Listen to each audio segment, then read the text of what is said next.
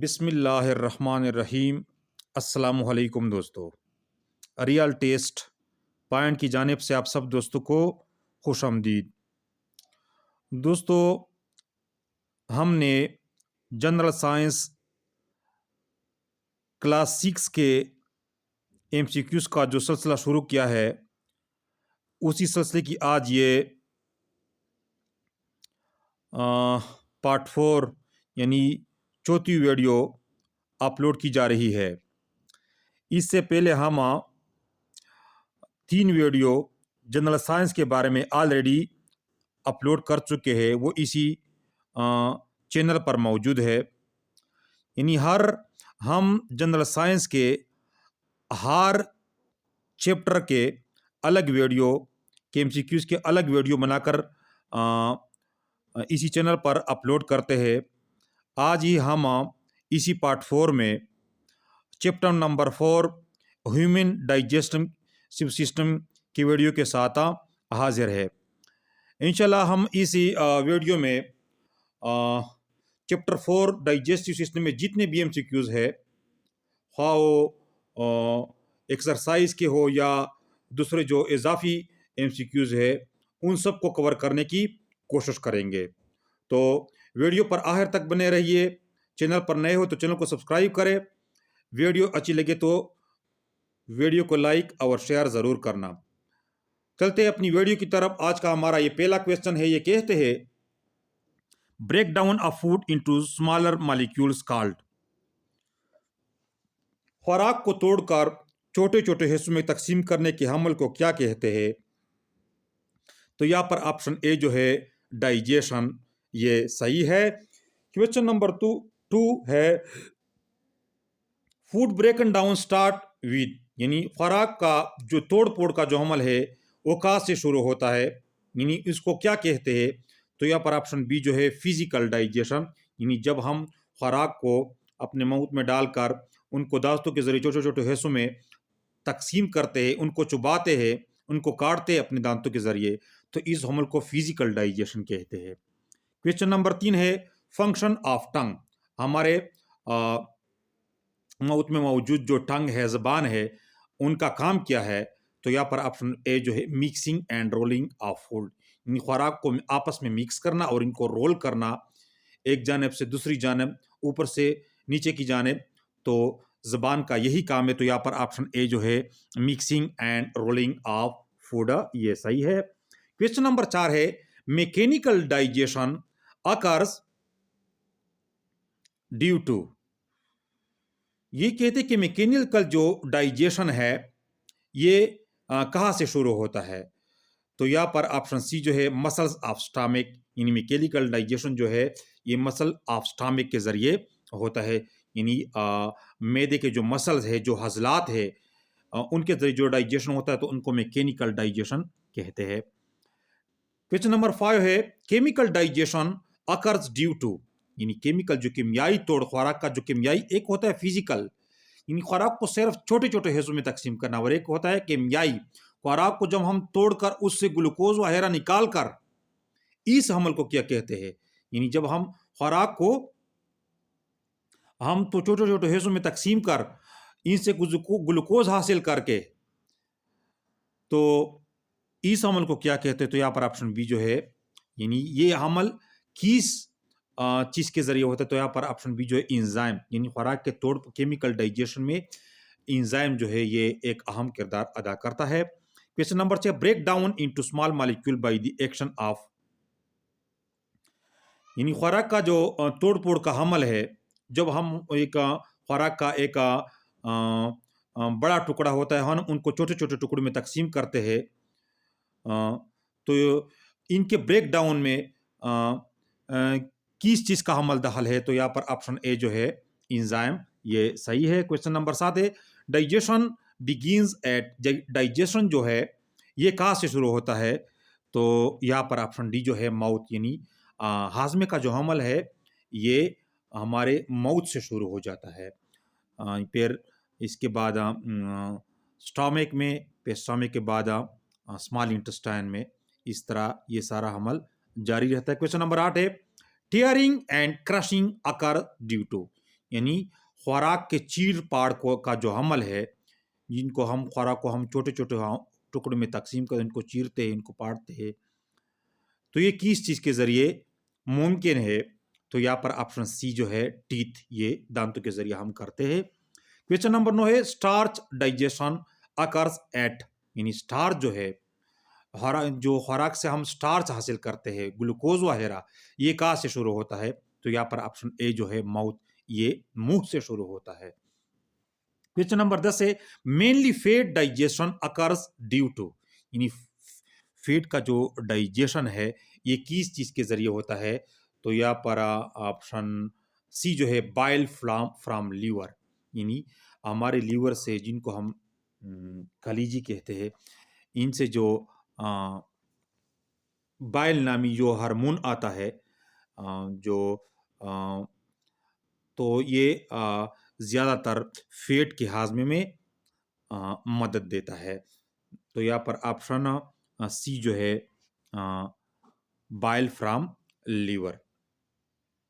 Question number 11 है digestive enzyme produce by that flow into small intestine is digestive enzyme produce by the flow into small intestine, यानी जब खुराक मैदे से निकल कर स्मॉल इंटेस्टाइन छोटी आंत में दाखिल होता है, तो यहाँ पर इनके साथ हाजमे के लिए जो एंजाइम है वो कौन सी एंजाइम इसके साथ दाखिल हो जाती है? तो यहाँ पर ऑप्शन बी जो है पेंक्रियाज, यानी पेंक्रियाज से मखसूस किस्म के एंजाइम आते हैं जो खुराक के हाजमे में मदद देते हैं। तो जब खुराक मैदे से स्मॉल इंटेस्टाइन यानी छोटी आंत में दाखिल होती है तो पेंक्रियाज से मखसूस किस्म के एंजाइम आते हैं और ये खुराक के साथ शामिल होकर खुराक के हजम होने में मदद देता है। पेंक्रियाज जो है ये हमारे जिस्म में जो ग्लूकोज का जो लेवल है ये भी इनके कंट्रोल में है, यानी इनके जो हार्मोन है इंसुलिन, अगर इनके इखराज में मसला आ जाता है तो इससे इंसान को डायबिटीज यानी शुगर की बीमारी वाक़ हो जाती है। तो ये पेंक्रियाज जो है ये कई तरह के काम करते हैं, हाजमे के निज़ाम में भी किरदार अदा करता है और साथ साथ ग्लूकोज के लेवल को भी बॉडी में मेंटेन रखता है।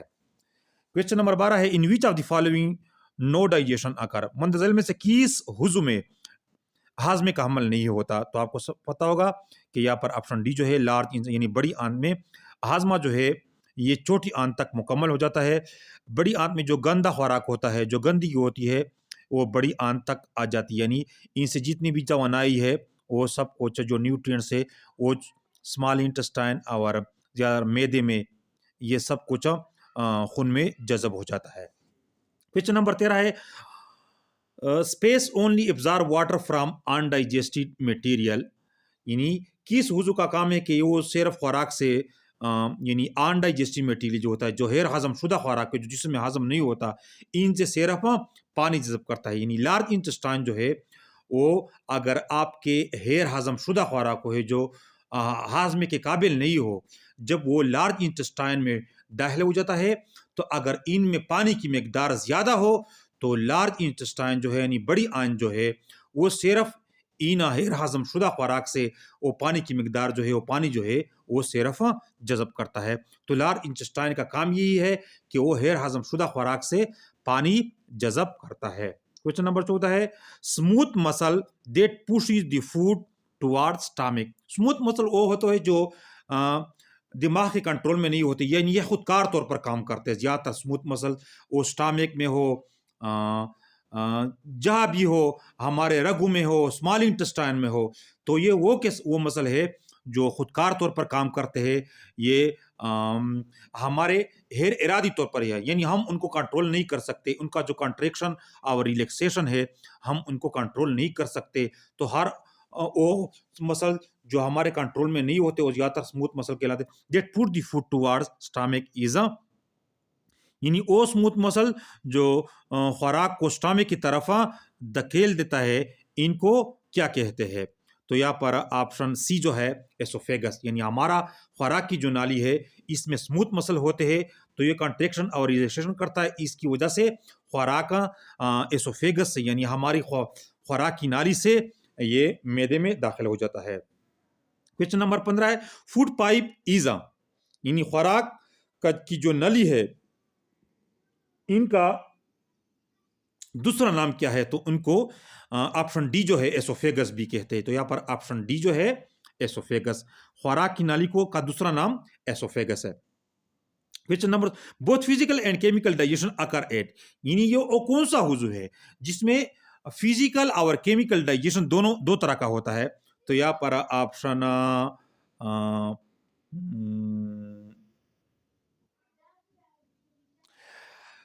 डी जो है ए एंड सी, यानी माउथ में भी और स्टमक में भी ये दोनों तरह के अमल होते हैं। स्टमक में भी फिजिकल और केमिकल डाइजेशन होता है और साथ साथ माउथ में भी फिजिकल और केमिकल डाइजेशन इस दोनों में होता है। तो यहाँ पर ऑप्शन डी जो है बोथ ए एंड सी ये सही है। Question number 17 chemical digestion in the stomach occur through, यानी मादे में जो केमियाई डाइजेशन जो केमियाई हाजमा है वो किस चीज की वजह होती, यानी मादा ऐसी किस किस्म के का हार्मोन या पानी खारिज करता है जिससे केमिकल डाइजेशन वाक़ हो जाती है।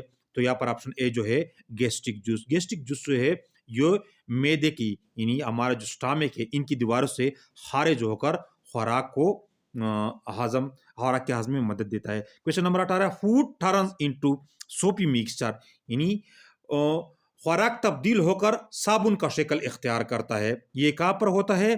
तो यहाँ पर ऑप्शन ए जो है माउथ खुराक यानी नहीं स्टमक में खुराक जो है ये सोपी मटेरियल में तब्दील हो जाता है। क्वेश्चन नंबर 19 है chemical digestion complete in, chemical digestion जो है ये कहाँ पर मुकम्मल है। तो यहाँ पर ऑप्शन बी जो है स्मॉल इंटेस्टाइन, केमिकल डाइजेशन है ये माउथ से पैर स्टमक में पैर स्मॉल इंटेस्टाइन पर ये खत्म हो जाता है। इसके बाद जो अनडाइजेस्टेड मटेरियल होता है वो लार्ज इंटेस्टाइन में चला जाता है और पैर वहाँ से पैर रेक्टम में कुछ वक्त के लिए जमा होकर पैर बाहर खारिज हो जाता है। क्वेश्चन नंबर 20 है absorption of food into the blood occur through, यानी खुराक का खून में जज़ब होने के अमल को क्या कहते हैं। तो यहाँ पर ऑप्शन बी जो है वॉल्स ऑफ वेलाई, वॉल्स ऑफ वेलाई ये छोटी आंत में स्मॉल इंटेस्टाइन में उंगली की तरह छोटे छोटे उबार होते हैं, तो इनको क्या कहते हैं वेलाई।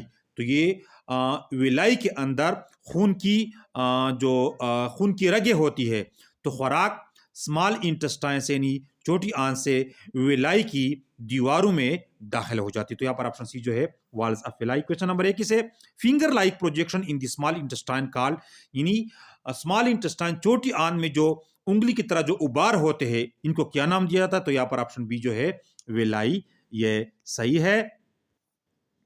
क्वेश्चन नंबर 22 है solid waste called faeces are stored in, यानी सॉलिड जो टोस्ट गंदगी होती है जिनको हम फोजला भी कहते हैं ये कहाँ पर स्टोर हो जाता है। जो हेर हजम शुदा खुराक होता है वो लार्ज इंटेस्टाइन से पैरा जिनको हम उनको फोजला का नाम भी देते हैं ये कहाँ पर जमा हो जाता है। तो यहाँ पर ऑप्शन ए जो है रेक्टम में जमा हो जाता है। Question number faeces leave the body through, यानी फेसिस जो है जो फोजला है ये बॉडी से किस रास्ते खारिज हो जाता है। तो यहाँ पर ऑप्शन बी जो है एनस ये सही है। Question number 24 function of villi is, यानी छोटी आंत में जो उबार है जो उंगली की तरह उबार है इनका काम क्या है।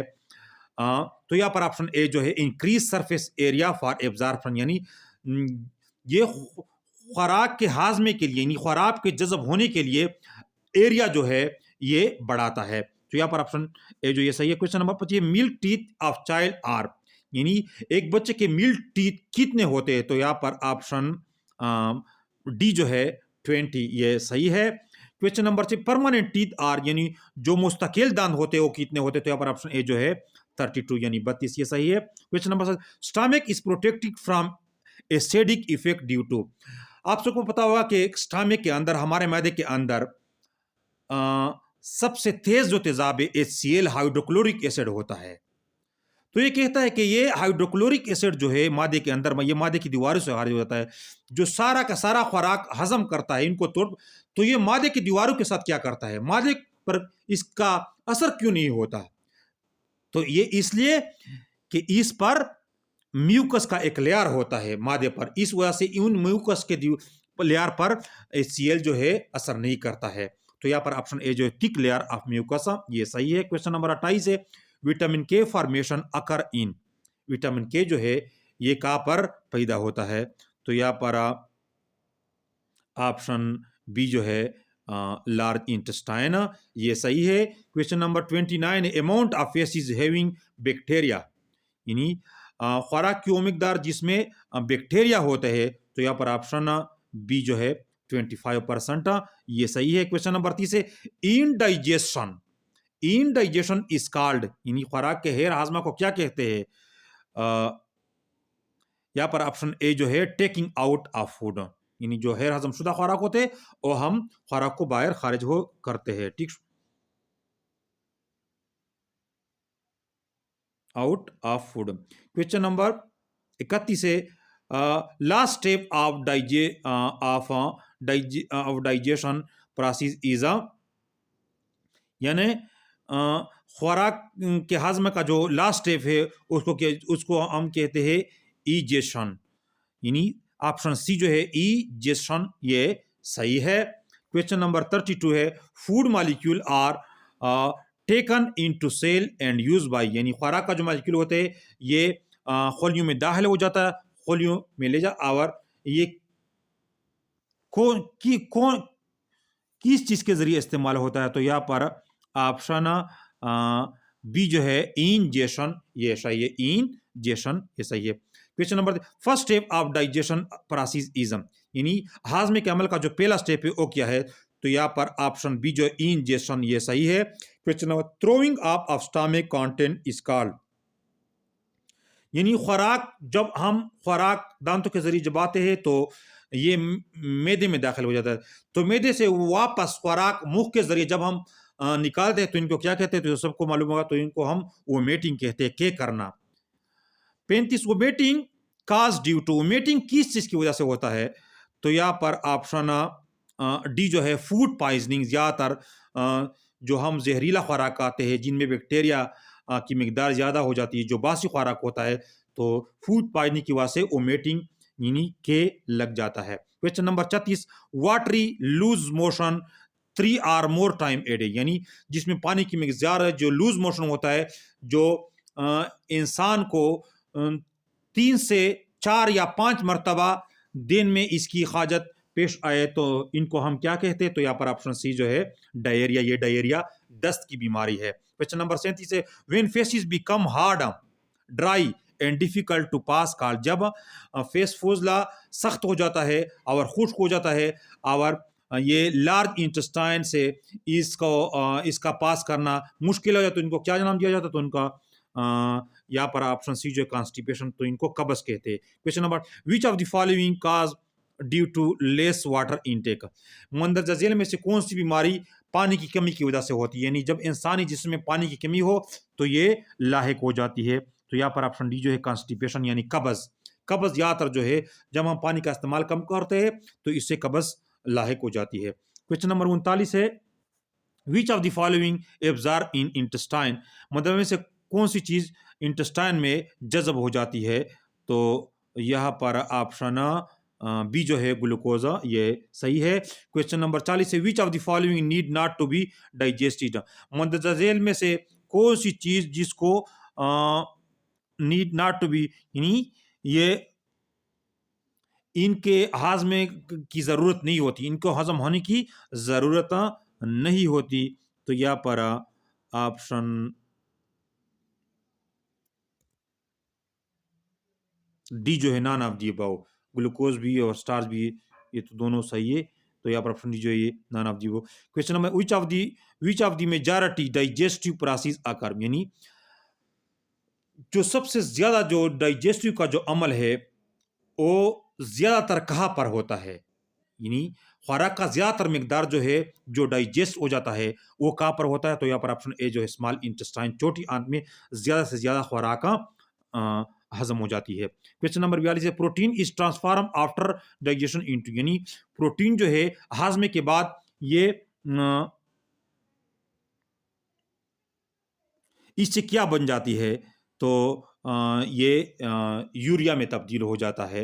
ये ऑप्शन तो यहाँ पर नहीं है, लेकिन ये यूरिया में तब्दील हो जाता है।